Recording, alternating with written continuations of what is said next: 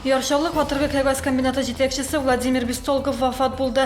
Аңа 58 яшь иде. Комбинат хезмәткәрләре әйтүенчә, ул кыска вакытлы ялда булган. Коллектив Владимир Бестолковны җитәкче итеп Сергей Титов вафатыннан соң 2011 елда сайлап куйган иде.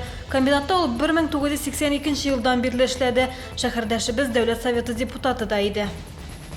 Эчә торган суыбыз хлорсыз булачак. Чаллы су каналы яңа технология системасына старт бирде. Моңа кадәр эчә торган суны зарарсызландыру өчен сыек хлор кулланылган булса, хәзер бу максатта натрий гипохлориды файдаланыла. Белгечләр әйтүенчә, ул хлорга караганда куркынычсыз, аны гадәти аш тузыннан алалар. Изге Рамазан айы дәвам итә, аның соңгы 10 көнендә Кадер киче билгеләп үтелә.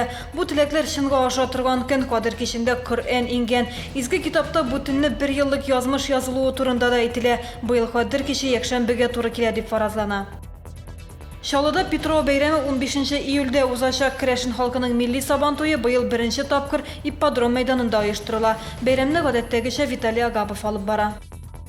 Синоптиклар бүген төштән соң һава торышының кискен үзгәрәчәген хәбәр итә. Яшенле яңгыр, хәтта боз яварга мөмкин. Яңгыр вакытында көчле җил булачагы фаразлана. Игътибарлы булыгыз.